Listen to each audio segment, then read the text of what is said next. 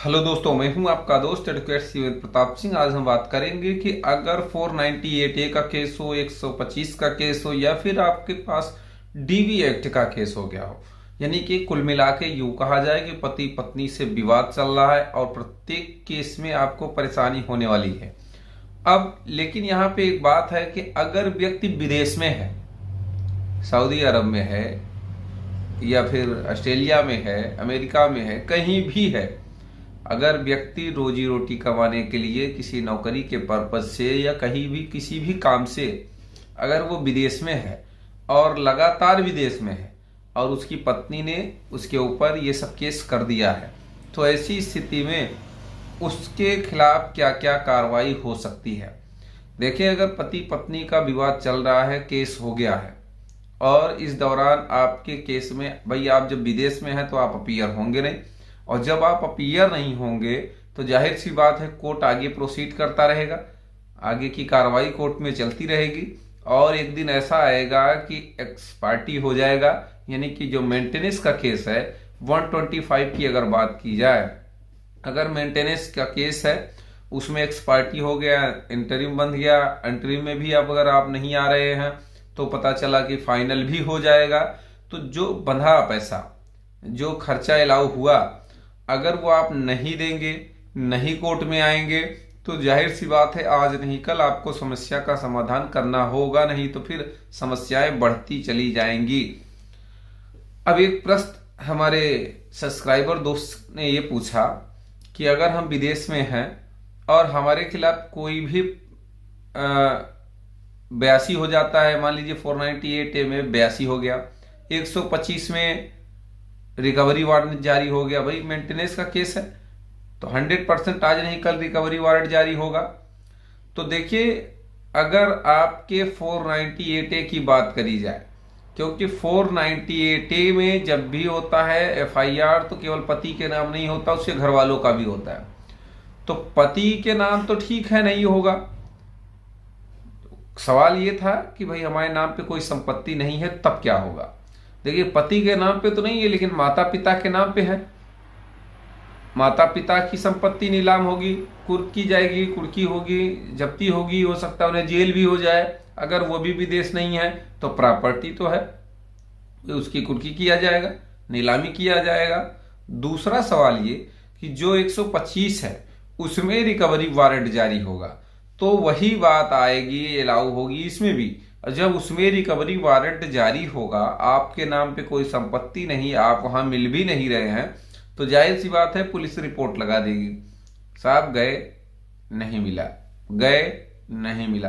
कई बार ऐसा जो है चलता रहेगा। दूसरी बात ये, क्या पिता की प्रॉपर्टी रिकवरी वारंट के दौरान या 82-83 यानी कुर्की के दौरान, 498A वाले में बात कर रहा हूं, तो उसको नीलाम किया जाएगा, यानी उसको कुर्की उसकी की जाएगी या नहीं। तो आपको बता दें 125 की अगर बात करें तो पिता के नाम पे जो प्रॉपर्टी है या माता जी के नाम पे जो प्रॉपर्टी है उसे कुर्क नहीं किया जा सकता है। हालांकि एक बात और है कि अगर आप नहीं हैं, मान लीजिए 1 मिनट के लिए आप भी नहीं रह रहे, आपकी माता जी नहीं रह रही, पिताजी भी नहीं रह रहे हैं, तो भूल से एक गलती ना करिएगा कि जैसे कि मकान खाली है, घर खाली है, फ्लैट खाली है, अगर पत्नी वहां जाएगी और ताला तोड़ के रहने लगेगी तो आपके पास क्या रास्ता है। कहने का मतलब ये कि भाई ठीक है, आप नहीं मिल रहे हैं, आपके नाम पर भी कुछ नहीं है तो कुर्की तो होगी नहीं, लेकिन प्रॉपर्टी में तो उसका हक हिस्सा है ना भाई, आप ही के माता पिता, उसके भी तो ससुर हैं।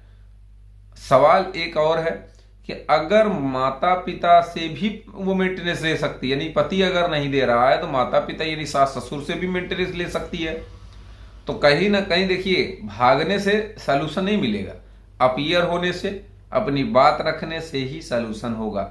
वरना पत्नी अगर ताला तोड़ के जाके रहने लगेगी, जबरदस्ती रहने लगी, माता पिता नहीं है तो भी रह सकती है, अगर हैं तो भी जबरदस्ती घुस जाएगी घर में, तो पुलिस उसको निकाल के बाहर नहीं फेंकेगी, भले वो केस करी है।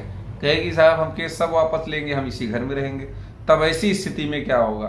तो भाई आप भी समझ रहे हैं, प्रॉपर्टी वाले मामले में चाहे जिसके नाम पे प्रॉपर्टी हो, आप किसी घर में जाके कब्जा कर लो तो जबरदस्ती कोई निकाल तो सकता नहीं है।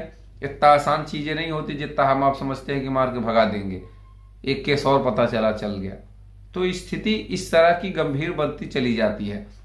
अच्छा ये है कि आप अपीयर हों, प्रत्येक केसों में अपना जवाब लगाएं। नहीं बन रही है दोनों पक्षों की, सीधे एक विदेश रहने वाले बंदे के पास पैसा भी है तो एक बार में जो 10 लाख 5 लाख की बात हो, final settlement, one time settlement करके काम खत्म कर लो भैया।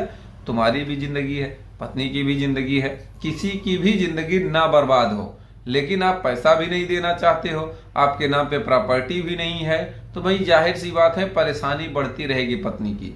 आज नहीं कल एक दिन ऐसा आएगा वो थक के हार के हो सकता है बंद भी कर दे, या हो सकता है वो आपका घर भी कब्जा कर ले।